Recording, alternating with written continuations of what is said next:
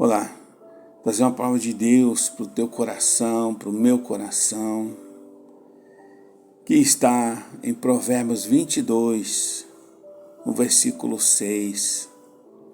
Instrui o menino no caminho em que deve andar, e até quando envelhecer, não se desviará dele. Queridos irmãos, amada igreja, queridos ouvintes e amados seguidores deste canal, meu coração se enche de alegria de ver que cada vez mais estamos ganhando membros. E isso é bom porque se cada um levar uma mensagem de Deus ao seu próximo, aos que estão necessitados, rapaz, Deus vai crescer, irmãos. E aí, mais uma alma vem para o reino de Deus. E se Deus tocar no teu coração, mande essa mensagem para outras pessoas.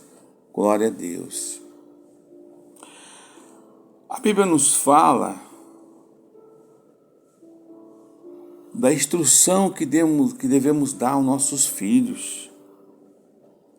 Irmãos, os pais devem comprometer-se a ensinar e disciplinar seus filhos de modo agradável a Deus.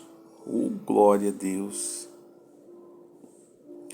O versículo 15 do capítulo 22 ainda diz: a estultícia está ligada ao coração do menino, mas a vara da correção afugentará dele. Então, quando se fala em instruir, significa se dedicar.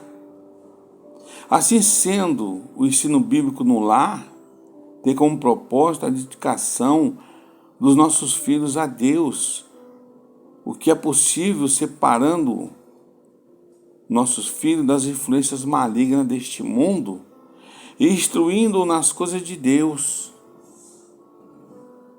A mesma palavra original de instruir pode significar gostar de instruir. Os pais devem, pois, motivar seus filhos a buscarem a Deus, irmão, e assim desfrutarem da experiência espiritual que eles nunca vão esquecer. Então se fala, não se desviará dele. O caminho que o pai ensinar, o filho não vai se desviar. O princípio geral é uma criança devidamente ensinada pelos pais no caminho do Senhor não se afastar desses caminhos. Contudo, não se trata aqui de uma garantia absoluta de que todos os filhos dos pais salvos permaneçam fiéis ao Senhor e à sua palavra. Estamos em meio a uma geração ímpia, irmão, em que até dentro das igrejas deparamos com os infiéis.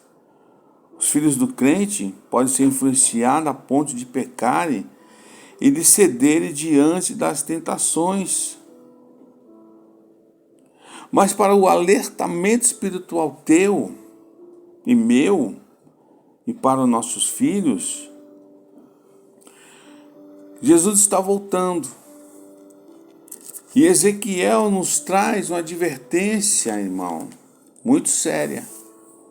Ezequiel, capítulo 14, no versículo 13, diz assim: filho do homem, quando uma terra pecar contra mim gravemente,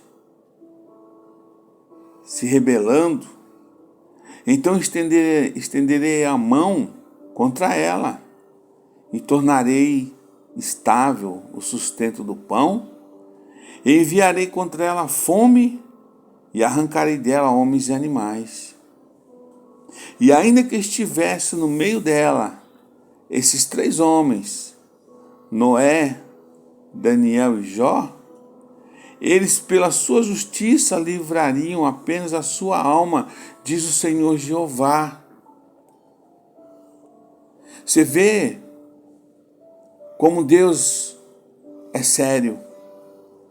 Se eu fizer passar pela terra nociva as animárias e elas assolarem, que fiquem assoladas e ninguém possa passar por elas por causa das feras, ainda que esses 3 homens estivessem no meio dela, vivo eu, diz o Senhor Jeová, que nem a filhos nem a filhas livrariam, só eles ficariam livres e a terra seria assolada. Então o perigo da volta de Jesus é os nossos filhos ficar. Nossos pais, mães, netos, netas, sobrinhos, sobrinhas. Porque só quem é fiel será salvo. Então, lá em Provérbios, quando diz, ensina o teu filho, é para este momento. Não adianta, irmãos, os filhos do crente estar na igreja com o coração no mundo. Hoje nós vemos a perversidade que está acontecendo neste mundo, usando os jovens, irmãos, enganando os jovens com paredes pretas, com canhões, com som a todas as alturas, orações humanistas, pregações humanistas, motivacional, que não se chega a lugar nenhum. E o Senhor nos dá uma advertência como essa em Ezequiel. Noé, Daniel e Jó. Você vê que o julgamento que estava por vir sobre Jerusalém era tão certo que até mesmo esses 3 homens de Deus, conhecidos pela sua retidão, você pode ler lá Gênesis 6:9, Jó 1, do 1 ao 8, Daniel 6, 4, 5, 6, versículo 4, 5 e 22, se eles estivessem naquele momento em Jerusalém, eles não poderiam livrar, nem mediante as suas orações intercessórias. Muitas vezes você ora por uma causa onde o Senhor já abandonou. Oh, glória! Você vê que em tempo de Ezequiel, a condição de Judá tornou-se tão pecaminosa que nem as justas orações de Noé, Daniel e Jó seriam suficientes para salvar os seus próprios filhos. Nem os filhos de Noé, de Jó e de Daniel seriam salvos naquele momento pela perversidade que estava aquela cidade, aquele país. O crente, irmãos, deve tomar cuidado quanto ao ambiente social, educacional de seus filhos. O ambiente pode tornar-se tão ímpio que nem a nossa vida santa, nem nossas ferventes orações conseguirão levar esses filhos a aceitar Cristo como seu Senhor e Salvador.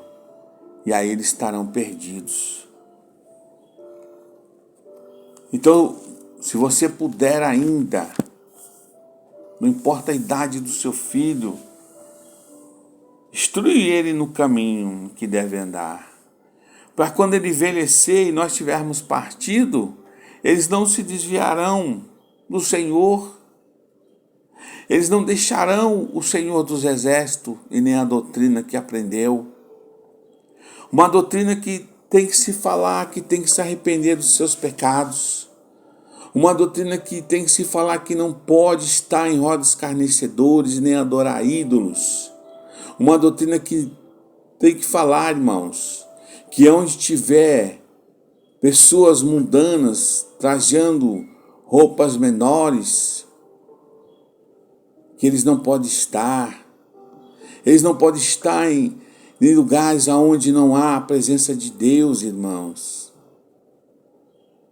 Porque hoje estão se perdendo no caminho, na verdade.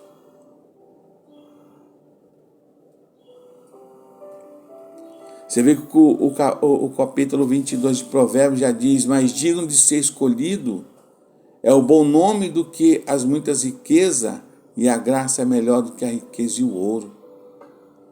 O rico e o pobre se encontraram, a todos os fez o Senhor.